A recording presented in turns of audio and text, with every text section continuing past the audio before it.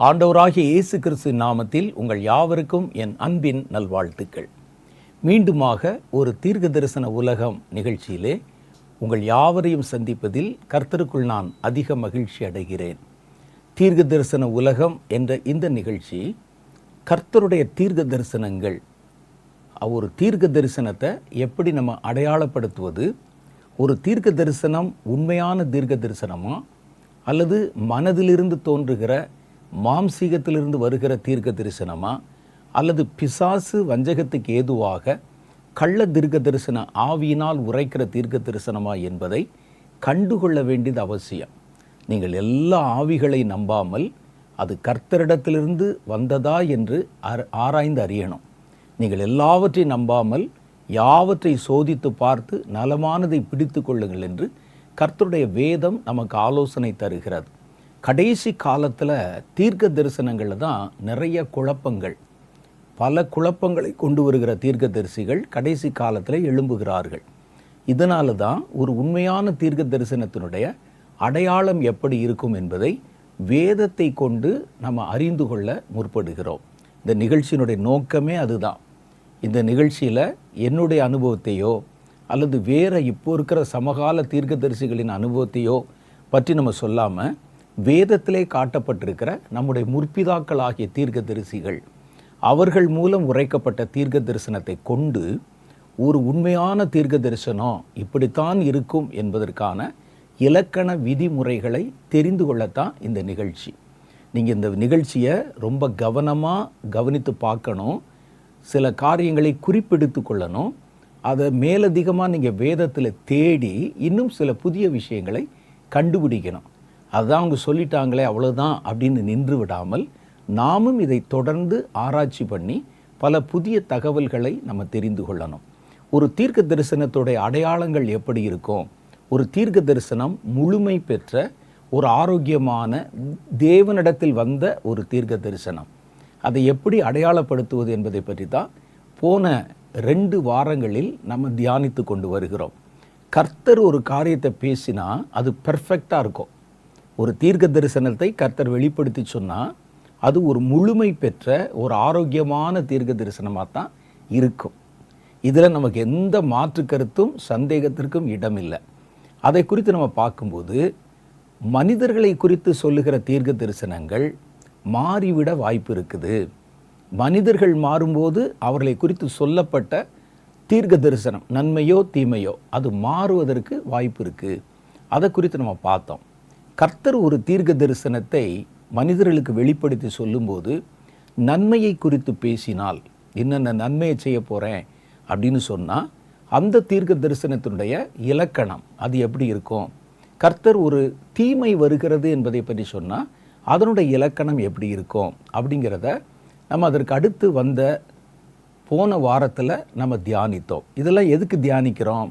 இனி வேதத்தை தாண்டி கர்த்தர் தம்முடைய தீர்க்க தரிசிகளை பயன்படுத்தி கடைசி காலத்தில் எழும்ப போகிற தீர்க்க தரிசன தலைமுறை மூலம் பல காரியங்களை வெளிப்படுத்த முடியும். ஒருவேளை உங்கள் வழியாக கூட ஒரு தீர்க்க தரிசனத்தை கர்த்தர் வெளிப்படுத்த முடியும். அது கர்த்தர் தான் வெளிப்படுத்தின தீர்க்க தரிசனமா என்பதை முதல்ல நீங்களே அறிந்து கொள்ளணும். அப்புறம்தான் அதை பொது வெளியில் சொல்லணும். அதை அறிந்து கொள்வதற்குத்தான் இந்த தீர்க்க தரிசனங்களுக்கான அடையாளங்களை குறித்த விவரங்களை வேதத்திலிருந்து நம்ம கற்றுக்கொண்டு வருகிறோம். பல சமயத்தில் பாருங்கள், ஏதாவது மனசில் தோன்றின நம்மளா அபிப்பிராயம் வைத்திருக்கிற ஒரு காரியத்தை சில தீர்க்க தரிசனம் என்ற பெயரில் சொல்லிடுவாங்க. நாமும் அது தீர்க்க தரிசனம் தானோ என்று நம்பி விடுவோம். ஆனால் அதுக்கப்புறம் பார்த்தா அது நடக்காமல் போயிடும் அல்லது அந்த தீர்க்க தரிசனம் தப்பாக போயிடும். நம்ம பல சமயங்கள் அதை குறித்து கவலைப்படுவதில்லை.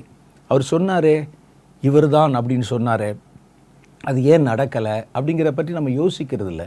ஆனால் கடைசி காலத்தில் நம்ம அப்படி இருந்தால் தீர்க்க தரிசனங்களை குறித்த ஒரு அறிவோ ஒரு வெளிப்பாடோ ஒரு தெளிவோ இல்லாமல் இருந்தால் சுலபமாக நம்ம வஞ்சிக்கப்பட்டு போக ஏது உண்டாகும்.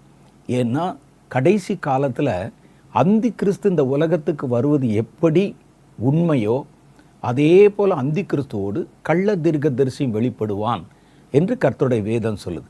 இந்த கள்ள தீர்க்க தரிசின்னு சொன்னால் அது ஒரு ஸ்பிரிட்டு, சாத்தானுடைய திரித்துவம். சாத்தானுக்கு ஒரு திரித்துவம் இருக்கிறது. ஒரு திரித்துவம் என்றால் என்ன அப்படின்னு கேட்டால் 3 பகுதியாக செயல்படுகிறது. மனுஷனுக்கு ஒரு திரித்துவம் இருக்கிறது. ஆவி, ஆத்துமா, சரீரம். தேவனுக்கு ஒரு திரித்துவம் இருக்குது. பிதா, குமாரன், பரிசுத்த ஆவி. சாத்தானுக்கு ஒரு திரித்துவம் இருக்குது. வலு சர்ப்பம், அந்தி கிறிஸ்து, கள்ள தீர்க்கதரிசி. இது 3மே சாத்தானுடைய ஆவிகள். இந்த கள்ள தீர்க்க தரிசன ஆவி இந்த கடைசி காலத்தில் அந்தி கிறிஸ்து இறங்கி வர மாதிரியே பிரத்யட்சமாக இறங்கி வரும்.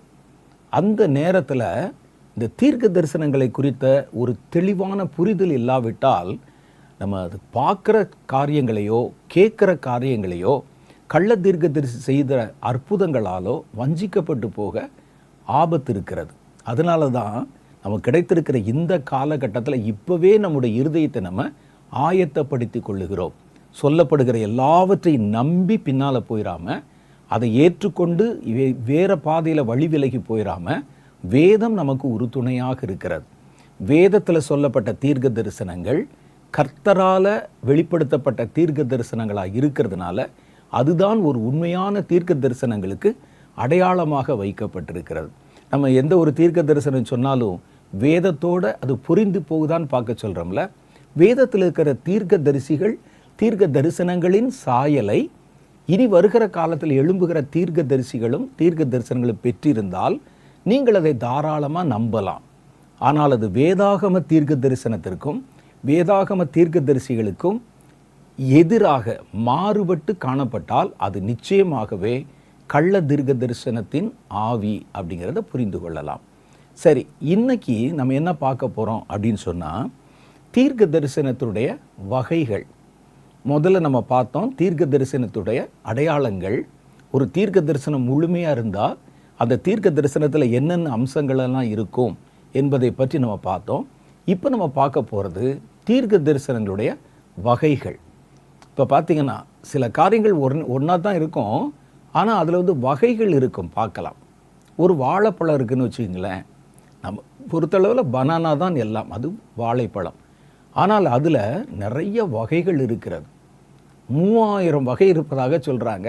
அதற்கு மேலும் கூட இருக்கலாம். 3000 வகை இருக்குதான்.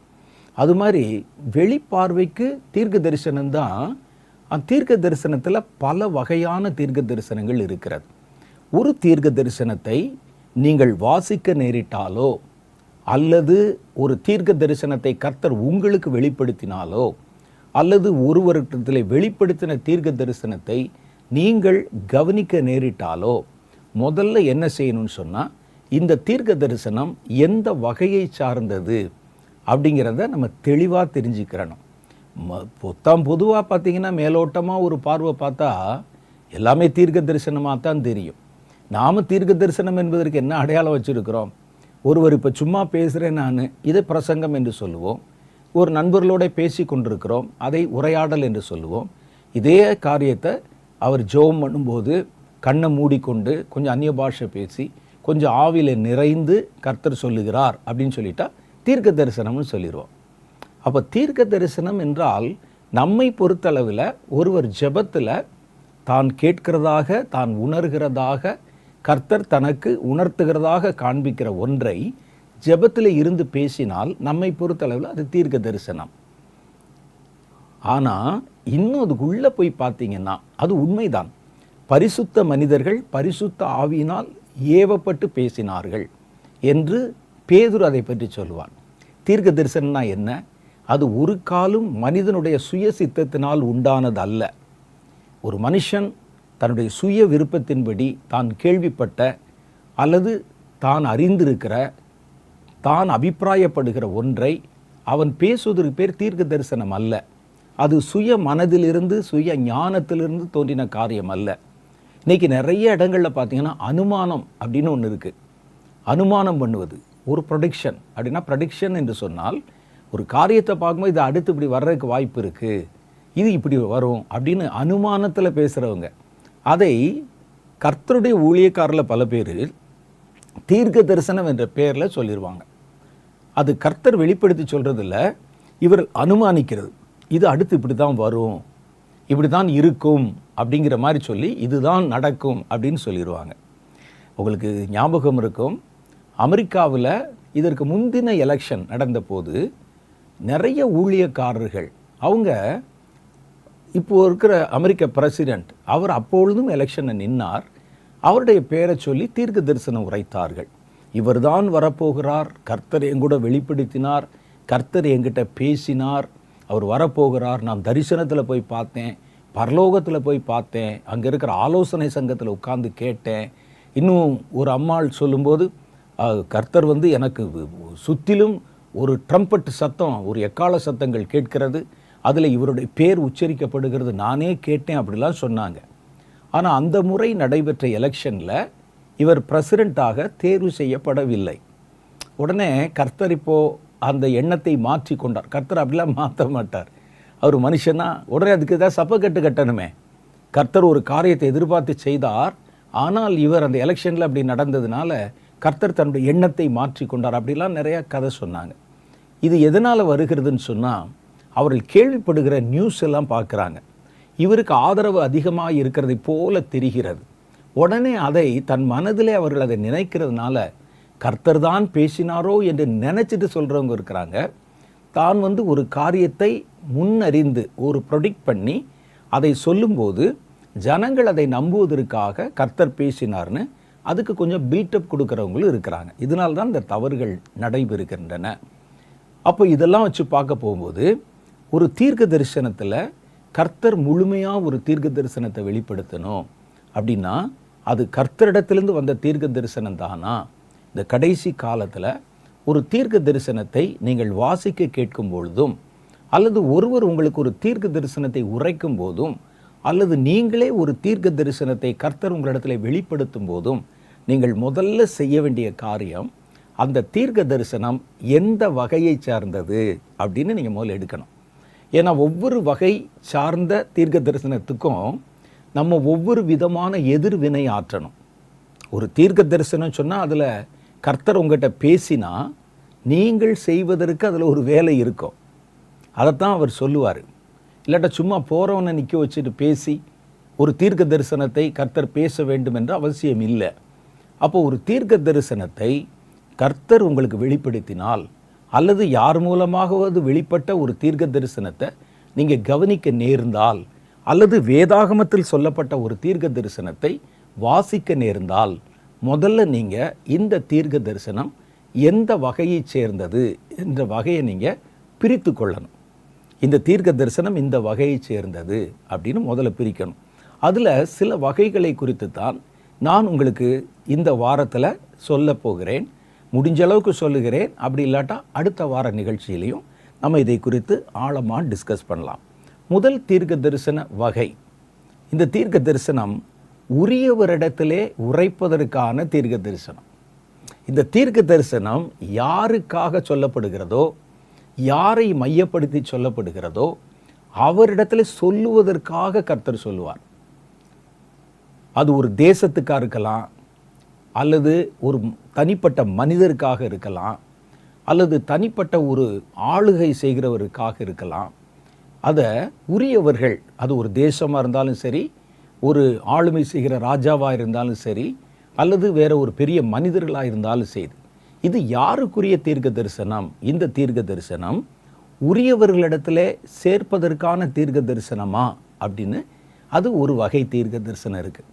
நீங்கள் வேதத்தில் எடுத்து பார்த்தீங்கன்னா ஒரு ஏசாயா, எரேமியா, எசேக்கியேல் போன்றவர்கள் மோவாபை குறித்த கர்த்தருடைய பாரம், மோவாபியரை குறித்த கர்த்தருடைய பாரம், எகிப்தை குறித்த கர்த்தருடைய பாரம், இது அமலேக்கியரை குறித்த கர்த்தருடைய பாரம் அப்படின்னு போட்ட கீழே எழுதியிருப்பாங்க. அந்த தீர்க்க தரிசனம் எகிப்தியருக்கு உரியது. எகிப்து தேசத்துக்கு இது நடக்கும், இது அமலேக்கியர்களுக்கு நடக்கும். அப்போ பாருங்கள், அதில் அட்ரஸ் பண்ணியே வந்திருக்கும். அதில் எகிப்தை குறித்து கர்த்தருடைய பாரம், நான் உனக்கு விரோதமாக எதிர்த்து வருவேன். பாபிலோனியர் கல்தேயருக்கு விரோதமான கர்த்தருடைய பாரம். அவர்கள் வெறும் இஸ்ரேலை பற்றி மாத்திரம் சொல்லியிருக்க மாட்டாங்க. பல சமயங்களில் பாருங்கள், இஸ்ரவேலோடு தொடர்புடைய ஒன்று நட்பு தேசமாக இருக்கும், அல்லது எதிரி தேசமாக இருக்கும். அந்த தேசங்களை குறித்த காரியங்களையும் இவர்கள் தீர்க்க தரிசனமாக உரைத்திருப்பார்கள். அப்படி வரும்போது எகிப்தை குறித்து சொல்லியிருக்கிறாங்க, அசீரியாவை குறித்து சொல்லியிருக்கிறாங்க, மேதியாவை பற்றி பேசியிருக்கிறாங்க, பெர்ஷியரை குறித்து பேசியிருக்கிறாங்க. அப்போ இவர்கள் எல்லாம் இஸ்ரவேல் தேசத்தைச் சேர்ந்த தீர்க்கர்கள். இவங்க அந்தந்த தேசத்துக்கு உரிய தேசத்துக்கு சொல்லும்போது அதை அடையாளப்படுத்தி இருக்கிறாங்க. நான் ஜெபத்திலே காத்திருந்த போது கர்த்தர் எனக்கு வெளிப்படுத்தி சொன்னது எகிப்தின் பாரம், எகிப்தியரை குறித்து கர்த்தர் பேசினது, இது இஸ்மவேலரை குறித்து கர்த்தர் பேசினது. அப்போ பார்த்தீங்கன்னா அந்த தீர்க்க தரிசனம் அவர்களுக்குரியது. அவங்க தேசத்தினுடைய நிலைமை, அவர்களுக்கு சொல்லப்பட வேண்டிய காரியம். யோனாவிடத்தில் கர்த்தர் பேசும்போது அப்படி தான் பேசினார். அதை யோனாக்கு சொன்ன அந்த தீர்க்க தரிசனத்தை நாம் எடுத்து பயன்படுத்த வேண்டிய அவசியம் இல்லை. இதை போய் இஸ்ரேலில் போய் சொல்ல வேண்டிய அவசியம் இல்லை. அப்போ இதை யாருக்கு உரியவர்களிடத்திலே சேர்ப்பதற்காக சொல்லப்படும் தீர்க்க தரிசனமா அப்படின்னு பாருங்க. யாருக்கு உரியதோ அவங்ககிட்ட சொல்லணும். இப்போ யோனாவிடத்திலே கர்த்தர் ஒன்று சொல்கிறார். அவர் என்ன சொல்கிறாரு, நினிவேக்கு போய் நீ நினிவேயருக்கு இந்த தீர்க்க தரிசனத்தை சொல்லு, இந்த பட்டணத்தை நான் அழிக்கப் போகிறேன் அப்படின்னு சொல்லு அப்படின்னு சொல்கிறார். இதில் குறைந்த ஞானம் உள்ளவராக இருந்தால் கர்த்தர் சொன்ன தீர்க்க தரிசனம் தானே சொல்கிறாங்க அப்படின்னு தனக்கு வசதியான இடத்துல போய் சொல்லக்கூடாது. யூதர்களுக்கு நடுவில் எருசலேமில் போய் கர்த்தர் அசீரியாவை அழிக்கப் போகிறார் சொல்வதில்லை. யார்கிட்ட கொண்டு சேர்க்க சொல்கிறாரோ அங்கே போய் சேர்க்கணும் அந்த தீர்க்க தரிசனத்தை. அப்போ உரியவர்களிடத்திலே உரிய காரியங்கள், இது இன்னாருக்குரியது. அப்போ அந்த தீர்க்க தரிசனத்தை நீங்கள் பார்க்கும்போது இது யாருக்குரியது? ரட்சிக்கப்பட்டவர்களுக்குரியதா, ரட்சிக்கப்படாதவர்களுக்குரியதா, அதில் எக்ஸ்ட்ராவாக பாவம் செய்கிறவர்களுக்குரியதா, அல்லது கர்த்தருடைய ஊழியம் செய்கிறவர்களுக்குரியதா, வாலிபர்களுக்குரியதா, கன்னியர்களுக்கு உரியதா, ஆண்களுக்கு உரியதா, பெண்களுக்கு இப்படி நிறைய இருக்குல்ல. அப்போ உரைக்கப்படுகிற தீர்க்க தரிசனத்தில் குடும்பங்களுக்கு உரியதா? அந்த தீர்க்க தரிசனம் யாரிடத்திலே சேர்க்கப்படணும்? அது பர்டிகுலராக ஒரு இனத்துக்கு உரியதா அல்லது ஒரு கூட்டத்துக்கு உரியதா? வாலிபர்களுக்குன்னு அது வாலிபர்களுக்கு, குழந்தைகளுக்குரிய தீர்க்க குழந்தைகளுக்கு, அப்படி உரியதான்னு பார்க்கணும். இன்னும் சில தீர்க்க தரிசனம் அது பொது, எல்லாருக்கும் பொதுவானது. அப்போ இதை முதல்ல நம்ம கண்டுபிடிக்கணும். அதை எங்கே பயன்படுத்தணும், யார்கிட்ட கொண்டு சேர்க்கணுமோ அதை விடுத்து நாம் நமக்கு வசதியான இடத்துல கொண்டு போய் அதை சேர்க்கக்கூடாது. எனக்கு இது சேஃபான இடம், அங்கே நினிவேல போய் தான் கர்த்தர் சொல்கிறாரு. கர்த்தர் சொல்லவே சொல்கிறார், நீ நினிவேக்கு போயின்னு சொல்கிறார். ஆனால் எரேமியாவிடத்தில் எகிப்தை சொல்லும்போது எகிப்துக்கு போன்னு சொல்லலை, நீ எழுது, அது எகிப்துக்கு நான் கொண்டு போயிடுவேன். அப்போது அந்த தீர்க்க தரிசனம் அவர்களுக்குரியது. இதை என்னுடைய வசதிக்காக நான் வேறு இடத்துல போய் அவங்ககிட்ட ஒப்படைக்கக்கூடாது.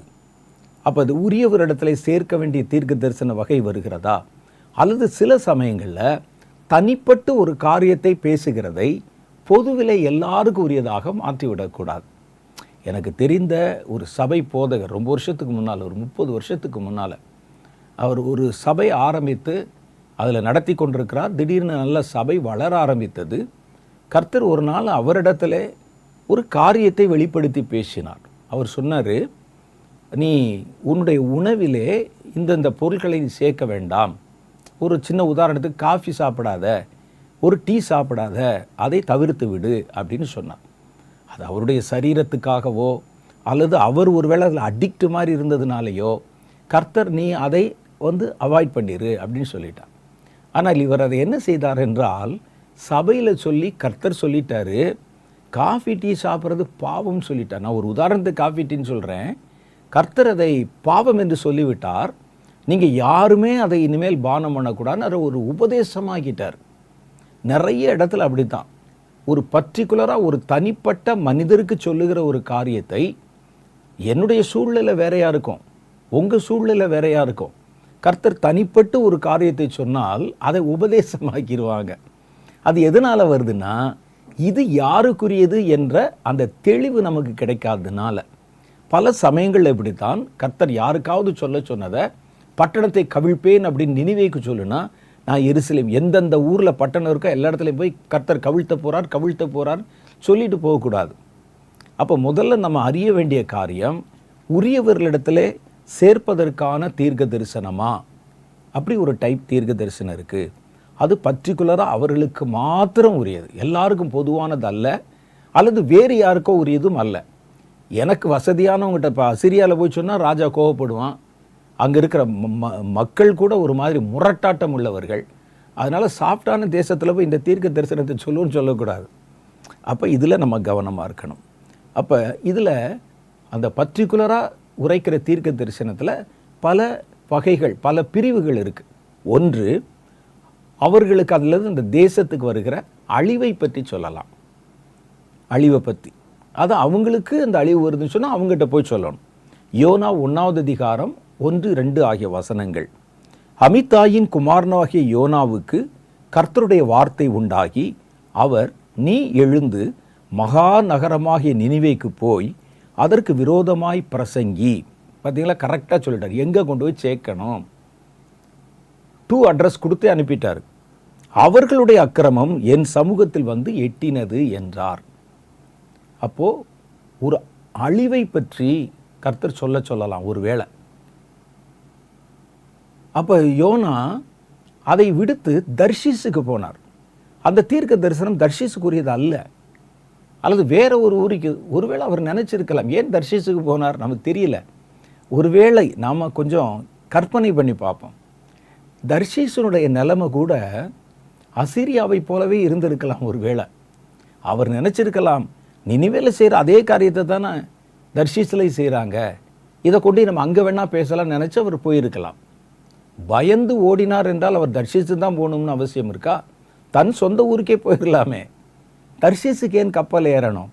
ஒருவேளை அவர் நினச்சிருக்கலாம். இதுதான் ஒரு தீர்க்க தரிசனம் யாருக்கு உரியது என்பதை நம்ம நிதானிக்காவிட்டால் அதை பொது வெளியிலே சொல்லவும் அல்லது தேவையற்ற மற்றவரிடத்திலே சொல்லி ஒரு குழப்பத்தை, ஒரு கலகத்தை உண்டு பண்ணவும். சும்மா ஒரு கற்பனைக்கு கற்பனை பண்ணி பார்ப்போம். இவர் தர்ஷீஸுக்கு போயிட்டார்னு வச்சுக்கோங்க, கற்பனை தான். அங்கே உள்ளே போய் தர்ஷீஸில் நின்று நினிவேக்கு சொல்ல வேண்டிய தீர்க்க தரிசனத்தை சொன்னால் என்ன நடக்கும்? தர்ஷீஸில் குழப்பம் உண்டாகும். அங்கே இருக்கிற ஜனங்கள்லாம் பயப்படுவாங்க. நினிவேயில் அவர்களுக்கு தெரியாது, நினிவே அழிந்து விடும். அப்போ 2 காரியம் நடக்கும். தேவையற்ற பயம் ஒரு தேசத்தில் உண்டாகும், பயப்பட வேண்டிய தேசம் பயப்படாமல் அழிந்து போய்விடும். அப்போ உரியவர்களிடத்தில் உரிய காரியம் கொண்டு போய் சேர்க்கப்பட வேண்டும். அதில் என்ன சொல்லலாம்? ஒருவேளை கர்த்தர் அவர்களுக்கு வருகிற ஆபத்துகள், அழிவுகளை பற்றி சொல்லலாம். 2வது காரியம் பாருங்க, அதிலேயே தான் உரியவரிடத்தில் சேர்க்கிற தீர்க்க தரிசனங்கள். அதில் முதல் வகை அழிவை பற்றினது. 2வது வகை செய்ய வேண்டிய காரியங்களை பற்றியது. ஒரு தேசத்துக்கோ அல்லது ஒரு தேசத்தின் ஒரு ஆளுநருக்கோ தலைவருக்கோ அவர்கள் செய்ய வேண்டிய ஒரு காரியத்தை சொல்லணும். ஆனால் அதை பொதுவாக எல்லாருக்கும் சொல்லுவது அல்ல. அதில் நம்ம ரொம்ப கவனமாக இருக்கணும். நான் ஏற்கனவே சொன்னேனே, கர்த்தர் சொன்னார் இதை செய்யாதப்பா, இதை தொடாதப்பான்னு சொன்னது அவருக்கு, எல்லாருக்கும் உரியதல்ல. ஆனால் அவர் அதை என்ன செய்தார்? எல்லாருக்கும் பொதுவிலே கொண்டு வந்து வைத்து விட்டார். அப்போ நம்ம ஒருவரிடத்திலே கொண்டு போய் சேர்க்க வேண்டிய தீர்க்க தரிசனத்தில் ஒன்று, அவருக்கு வர வேண்டிய அழிவு, வரப்போகிற தண்டனை, ஒரு பயங்கரம், இதை பற்றின செய்தி இருக்கலாம். அல்லது அவர் செய்வதற்காக செய்ய வேண்டிய காரியங்களை சொல்லலாம். இப்போ பாருங்கள், 2வது தீர்க்க தரிசனம் 1 சாமுவேல் புஸ்தகம் 15வது அதிகாரம் 1, 2, 3 ஆகிய வசனங்கள். பின்பு சாமுவேல் சவுலை நோக்கி, கர்த்தர் சொல்லியிருக்கிறார், இஸ்ரவேலராகிய தம்முடைய ஜனங்கள் மேல் உம்மை ராஜாவாக அபிஷேகம் பண்ணுகிறதற்கு கர்த்தர் என்னை அனுப்பினாரே, இப்போதும் கர்த்தருடைய வார்த்தைகளின் சத்தத்தை கேளும். இப்போ இவர் சொல்ல போகிறது யாருக்கு? சவுலுக்கு தான். அது இஸ்ரவேலுக்கு அல்ல, மற்ற யாருக்கும் உரியதல்ல. இப்போ அவருக்கு உரியவருக்கு கர்த்தர் சொன்ன உடனே சாமுவேல் அதை எடுத்துட்டு யார்கிட்ட சொல்லணுமோ அவர்கிட்ட நேராக வர்றார். அவரை அபிஷேகம் பண்ண சொன்னார், அபிஷேகம் பண்ணிவிட்டார். நாளைக்கு நேரத்தில் உங்ககிட்ட ஒருத்தனை அனுப்புவேன், அவனை சமஸ்த இஸ்ரவேலுக்கு ராஜா அபிஷேகம் பண்ணியாச்சு. அதுக்கப்புறம் சாமுவேல் இடத்துல கர்த்தர் பேசுகிறாரு, அவனிடத்துல நீ போய் அவன் செய்ய வேண்டிய காரியம் என்ன, அவனிடத்துல நான் எதை எதிர்பார்த்து அவனை அபிஷேகம் பண்ணேன், இதை அவனிடத்துல போய் சொல்லு அப்படின்னு சொன்னான். அப்போ சாமுவேல் ஒரு நல்ல தீர்க்கதரிசினால அவருக்கு தெரியும், இது எல்லாருக்கும் உரியதல்ல, பொது வெளியில் பேச வேண்டியதல்ல. அதை யாருக்கு சொல்லணும்? சவுலிடத்தில் போய் சொல்லணும்.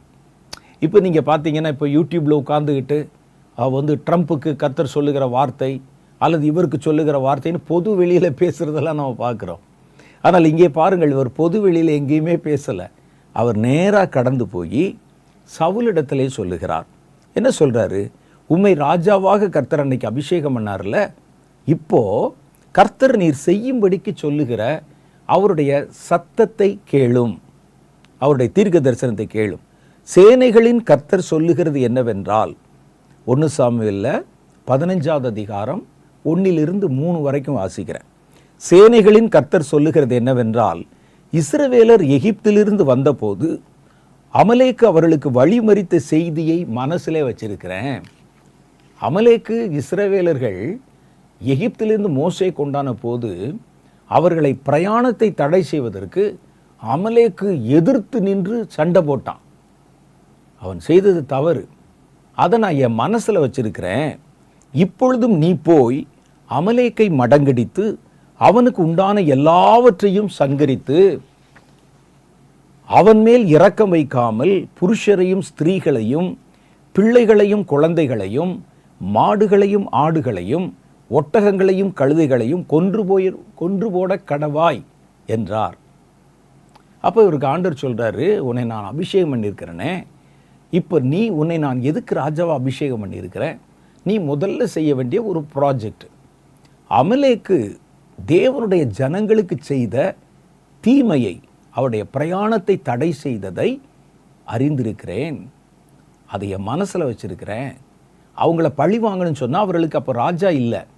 இப்போ நான் உன்னை ராஜாவாக வைத்து உனக்கு ஒரு இராணுவத்தை கொடுத்திருக்கிறேன், ஒரு அதிகாரத்தை கொடுத்திருக்கிறேன். நீ போய் அமலேக்குக்கு எதிராக யுத்தத்தை துவக்கி அங்கிருக்கிற ஆடு மாடுகள் மனிதர்கள் அந்த அமலேக்கை அழித்து போடு அப்படின்னு கர்த்தர் சொல்கிறார். அமலேக்கை குறித்து செய்யும்படி சவுலுக்கு கர்த்தர் சொல்ல சொன்னார். இது இஸ்ரவேலுக்கோ அல்லது வேற யாருக்குமோ சொல்லப்பட்ட ஒரு காரியம் அல்ல. அப்போ சில நேரத்தில் சில காரியங்கள் சில சமயத்திலே சொல்லப்படும். அதை நம்ம எடுத்துக்கொண்டு எங்கேயாவது கொண்டு போய் பொருத்தி ஜனங்களை வழிமாற பண்ணக்கூடாது. ரொம்ப கவனமாக இருக்கணும். இப்போ சமீபத்தில் நடைபெற்ற ஈரான், இந்த பகுதியை படிக்கும்போது எனக்கு ஞாபகம் வருகிறது. ஈரான் மேலே இஸ்ரவேல் யுத்தத்தை துவக்குகிறது. அமெரிக்கா துணை போகிறது. துணை போய் எங்கள் ஸ்கூலில் ஆரம்பித்து முதல்ல கடவுள் வாழ்த்தெல்லாம் பாடி அசம்பிளி இருக்கும் பாருங்கள். அந்த அசம்பிளி நேரத்தில் பிள்ளைகள் மேலே கொண்டாந்து இராணுவ தாக்குதல் நடைபெற்றது. 180 குழந்தைகள் ஆன் த ஸ்பாட்டு மரணம். இவ்வளோ பயங்கரமாக நடக்குதே அப்படின்னு உலகமே அதிர்ச்சி அடைந்தது. ஏன்னா யுத்தம் நடக்கும்போது எந்தெந்த இடத்துல எல்லாம் தாக்குதல் நடத்தக்கூடாது என்று ஒரு விதி வச்சிருக்கிறாங்க. இது குழந்தைகள் இருக்கிற பள்ளி, ஆஸ்பத்திரி இருக்கிற வளாகம், இங்கெல்லாம் குண்டு போடக்கூடாது. இதில் கொண்டு வந்து அத்தனை பிள்ளைகள் மேலே போட்டாச்சு. ஒரு தீர்க்கதரிசி சொல்கிறார். அவர் என்ன சொல்கிறாருன்னா, இது ஏன் தெரியுமா? ஈரானில் இருக்கிறவர்கள் அமலேக்கியர்கள். அப்போ கர்த்தர் சாமுவேலை குறித்து சொன்னாரே, சாமுவேல் இடத்துல சொன்னாரே, அதை எங்கே கொண்டு வந்து சேர்க்குறாங்க பாருங்கள். சாமுவேலுக்கு சொல்லி சவுலை செய்ய சொன்னாங்க. அது சவுலுக்கும் அவருக்கும் இடையில் உள்ளது. அந்த அமலேக்கியர்கள் அங்கிருந்து புலம்பெயர்ந்து, இதெல்லாம் பாருங்கள் எவ்வளோ துணிகரம், எவ்வளோ ஒரு ஞானம் இல்லாத ஒரு காரியம். கர்த்தர் சொன்னாராம், ஆண்டவரே இப்படி யுத்தம் நடக்குதேன்னு சொல்லி ஜெபம் பண்ணேன். கர்த்தர் சொன்னார், இல்லை, அந்த அமெரிக்க இராணுவமும் இஸ்ரேல் இராணுவமும் அதனுடைய அதிபர்களுக்கும் நான் தான் கட்டளையிட்டிருக்கிறேன். அமலேக்கு மோசே காலத்தில் இஸ்ரவேலர்கள் பிரயாணம் செய்த போது வழிமறித்தானே, அந்த செய்கையை மனதில் வச்சிருக்கிறேன். அந்த அமலேக்கியர்கள் தான் அப்படி புலம்பெயர்ந்து எங்கே போயிட்டாங்க? ஈரானுக்கு போயிட்டாங்க. அவர்களை ஒருவரை விடாமல் கொல்லுன்னு சொன்னேன். அப்போ குழந்தைகள் செத்தது சரிதான், அவர்களை கொல்ல சொல்லி நான் தான் சொன்னேன். பாருங்கள், இந்த பகுதியை நான் உங்களுக்கு வாசிச்சேன்னா இது உரியவரிடத்தில் கொண்டு போய் சேர்க்க சொல்லுதா? யார் உரியவர்? அதற்கு சவுல் உரியவன். சொல்ல சொன்னது சாமுவேலுக்கு. அவர்கள் கொண்டு போய் சொன்னாங்க, முடிந்தது. இப்போ இதை எடுத்து கர்த்தர் இவருக்கு சொன்னார் அப்படின்னு ஒரு புது கதையை கட்டுகிறோம். அப்போ யாருக்கு உரியது, எங்கே போகணும்? அப்போ நான் என்ன ஆண்டவர் இப்படிலாம் பேசுகிறாங்களே, இது உண்மை என்னன்னு கேட்டபோது கர்த்தர் சொன்ன காரியம், புதிய ஏற்பாட்டு காலத்தில் என் ஜனங்கள், என் சீஷர்களுக்கு ஒரு மனிதன் கொல்லுவதற்கான எந்த கட்டளையும் கொடுத்ததில்லை. எங்கேயாவது கர்த்தர் கட்டளை கொடுத்துருக்காரா பாருங்கள்? புதிய ஏற்பாட்டு காலத்தில் இந்த ராஜ்யத்தை அழித்து விடு, தன்னுடைய விசுவாசிகளுக்கு கர்த்தர் எங்கேயாவது சொல்லியிருக்கிறாரா? அவங்க எவ்வளவோ கஷ்டப்பட்டாங்க, துன்புறுத்தப்பட்டாங்க. அதை தாங்கிக் கொள்ளத்தான் கர்த்தர் சொன்னார். ஒரு கன்னத்தில் அடித்தா மறு கன்னத்தை காட்டு, அப்படிதான் கர்த்தர் சொன்னார். ரோமர்கள் எதிர்க்கிறார்களே, அடி போய் நீ ஒரு காலத்தில் இராணுவத்திலான இருந்தா என்று சொல்லி பவுலுக்கு கர்த்தர் சொல்லலை. உன் கூட இப்போ பாரு 7,000 பேர் இருக்காங்க, 8,000 பேர் இருக்காங்க, எல்லாரையும் கிளப்பி கொண்டு போய் அவர்களுக்கு விரோதமாக கலகம் பண்ணு, அப்படி சொல்லலை கர்த்தர். புதிய ஏற்பாட்டு சட்டத்தில் எந்த மனிதனையும் கொல்லுவதற்கு வேதம் கட்டளை கொடுப்பதில்லை. அப்போ எப்படி இவருக்கு கர்த்தர் அமலேக்கு செஞ்சதுக்கு இப்போ போய் எப்படி தண்டனை பண்ண சொல்லுவார்? அந்த தீர்க்க தரிசனம் யாருக்கு உரியது? யார்கிட்ட கொண்டு போய் சேர்க்க சொன்னாங்க? அதை சவுலிடத்திலே கொண்டு போய் சொன்னாங்க. பழைய ஏற்பாட்டு காலத்துக்கு உரியது. சவுல் அதை செய்யலை, அது அதுக்கப்புறம். ஆனால் அதை கொண்டு வந்து இங்கே சேர்ப்பது என்பது தீர்க்க தரிசனத்தை குறித்த மடமை. நமக்கு புரியலை. புதிய ஏற்பாட்டில் எங்கேயாவது நீங்கள் ஒரு இடத்த காட்டுங்க பார்க்கலாம். புதிய ஏற்பாட்டில் இருக்கிற தேவனுடைய இயேசுனுடைய சீஷர்கள் யாரையும் கொல்லுவதற்கு கர்த்தர் கட்டளை கொடுக்க மாட்டார். அவனை அழிச்சிரு, அவனை கொன்று, நீங்கள் போய் உங்கள் உடம்புல இந்த மாதிரி பெரிய பெரிய பாமை கட்டிட்டு குதிங்க, எங்கேயுமே கட்டளை கிடையாது. அப்போ நம்ம இப்படித்தான் தவறாக புரிந்து கொள்வது, ஜனங்களை தவறாக வழி நடத்துவது. இன்னொரு ஊழியக்காரர் சொல்கிறார், கர்த்தர் கொடுத்த கட்டளை இது நடக்கிறது அர்மகெதோன் யுத்தம், கர்த்தர் இவர்களுக்கு அந்த கட்டளை கொடுத்திருக்கிறார். அப்போ யாரிடத்தில் எதை கொடுப்பார்னு நமக்கு தெரியாதா? அது அர்மகெதோன் யுத்தம். அதனால் நம்ம அமெரிக்க இராணுவத்தின் கைகளை பலப்படுத்தணும், இஸ்ரேலை பலப்படுத்தணும். உங்கள் உதாரத்துவமான காணிக்கையை கொடுங்கள், ஈரானை அழிப்பதற்கு நம்ம இவர்களுக்கு உதவி செய்யணும், கர்த்தர் எனக்கு அதை சொன்னார் என்று சொல்லுகிறார். இது கர்த்தருடைய புதிய ஏற்பாட்டு கால சட்டத்திற்கும் அவருடைய சுபாவத்திற்கும் அவருடைய கட்டளைகளுக்கும் எதிரானது. இப்படி தான் ஏமாற்றுவாங்க. இவற்றை நீங்கள் கொடுத்தீங்கன்னா அவர் கொண்டு கொடுத்துருவார் எல்லாருக்கும். இராணுவத்தில் கொடுத்து அவங்களை அழிங்க அப்படின்னு சொல்லி நிதி திரட்டுவது. நடப்பது அர்மகெதோனா? அர்மகெதோனை பற்றி அவர்களுக்கு தெரியலை. அர்மகெதோனில் இயேசு கிறிஸ்து யுத்த வீரராக அவர் தளபதியாக நிற்கிறார். அவருடைய பரிசுத்தவான்கள் நிற்கிறாங்க, எதிரணியிலே சாத்தானும் அவருடைய தூதர்கள் நிற்கிறாங்க.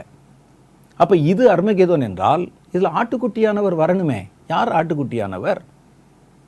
இஸ்ரேல் அதிபரா, அமெரிக்க அதிபரா, யாரை சொல்கிறாங்க? அப்போ ஏதாவது ஒரு பேரை சொன்னால் உடனே இந்த மாதிரி ஆபத்துக்கு தான் தீர்க்க தரிசனங்களை தெளிவாக புரிந்து கொள்ளணும். உரியவரிடத்துல சேர்க்க சொன்னாங்க, சேர்த்தாச்சு, அந்த சம்பவம் முடிந்து விட்டது. அப்போ உரியவரிடத்துல சேர்க்க சொன்னது இனி செய்யணுமா அல்லது முடிஞ்சிருச்சா? அந்த நேரம், அந்த கால கணக்கை பார்க்கணும். எதையாவது கொண்டாந்து எதிலையாவது பொருத்தி ஜனங்களை குழப்பம் பண்ணக்கூடாது. அப்போ இதனால தான் உரியவர்களிடத்திலே சேர்க்கிற தீர்க்க தரிசனம். இப்போ கர்த்தர் உங்களிடத்துல பேசினால் உரியவர்களிடத்திலே கொண்டு போய் பேசணும். மூணாவது காரியம் என்ன பற்றி பேசலான்னா, ஒருவருக்கு வரக்கூடிய ஆபத்தை பற்றி பேசலான்னு சொன்னேன். ஒருவர் செய்ய வேண்டிய காரியத்தை பற்றி பேசலாம். மூணாவது அவருடைய பாவத்தை உணர்த்தி காமிக்கலாம். நாத்தான் என்ற தீர்க்கதரிசி தாவீதுடைய பாவத்தை உணர்த்தி காண்பிக்க அனுப்பப்பட்டார். அப்போ அவருக்கு தான் சொல்ல சொன்னார். இவர் உடனே எடுத்துக்கு போய் ஒவ்வொருத்தர் நீ பாவம் செஞ்ச, நீ பாவம் செஞ்ச, அது அல்ல அவருடைய வேலை. எப்பா இவன் ஒரு தவறு செஞ்சிருக்கிறான், ஒரு மறைவான பாவம், யாருக்கும் தெரியாது என்று நினைத்து அவன் பத்சேபாள் இடத்துல பாவம் செஞ்சிருக்கிறான், அதனால் அவன் தண்டிக்கப்பட்டிருக்கிறான், நீ போய் அவனுக்கு சொல்லுனா முடிந்தது. அதோட சொல்லிட்டாரா? முடிந்தது. அந்த தீர்க்க தரிசனம், அந்த வேலை முடிந்து விட்டது. அதோட உடனே கர்த்தர் எனக்கு ராஜாவின் பாவத்தையே உணர்த்தி காட்ட என்னை அனுப்பினார் அப்படின்னா, நீ எல்லாம் ஏமாத்துறன்னு இவர் வீடு வீடாக போய் பாவங்களை உணர்த்தி காட்டுறது என்னுடைய அழைப்பு, என் தரிசனம். அப்படி போயிடக்கூடாது. ஒருத்தர் கொண்டு ஒரு கடிதத்தை கொடுக்க சொன்னா கொடுத்துட்டீங்களா, முடிஞ்சது அதோட. அப்போ இதை குறித்து நம்ம கவனமாக இருக்கணும். இல்லாவிட்டால் வஞ்சிக்கப்படுவதற்கு ஏது உண்டாகிவிடும். அப்போ தீர்க்க தரிசனத்தில் ஒரு வகை தீர்க்க தரிசனம் உரியவர்களிடத்திலே உரிய காலத்தில் கொண்டு போய் சேர்க்க வேண்டிய தீர்க்க தரிசனம். அதில் அவர்களுக்கு வருகிற ஆபத்தை குறித்த செய்தி எச்சரிக்கை இருக்கலாம், அல்லது அவர்கள் செய்யும்படிக்கு செய்ய வேண்டிய காரியத்தை குறித்த ஆலோசனை இருக்கலாம், அல்லது அவர்களுடைய பாவத்தை உணர்த்தி காட்டுகிறதாக இருக்கலாம். இன்னும் அதில் நிறைய இருப்பதற்கு வாய்ப்பு இருக்கிறது. சரி, அடுத்த வகை தீர்க்க தரிசனத்தை நம்ம வருகிற வாரத்தில் நம்ம பார்க்க போகிறோம். நிறைய வகை இருக்குது தீர்க்க தரிசனத்தில். அப்போ ஒவ்வொரு தீர்க்க தரிசனத்தையும் பார்க்கும் பொழுது இது எந்த வகை தீர்க்க தரிசனம் என்பதை முதல்ல நீங்கள் அறிந்து கொண்டு பக்கத்தில் குறிச்சுக்கிறணும். இது இந்த வகை தீர்க்க தரிசனம், இதில் நம்ம எப்படி ஆக்ஷனை பண்ணணும், என்ன செய்யணும் என்பதை விளங்கி கொள்ளணும். அடுத்த வாரம் நம்ம சந்திக்கும்போது வேறொரு வகை தீர்க்க தரிசனத்தை குறித்து நான் உங்களுக்கு பேச விரும்புகிறேன். அதுவரை கர்த்தர் உங்களை ஆசீர்வதித்து காப்பாராக. ஆமென்.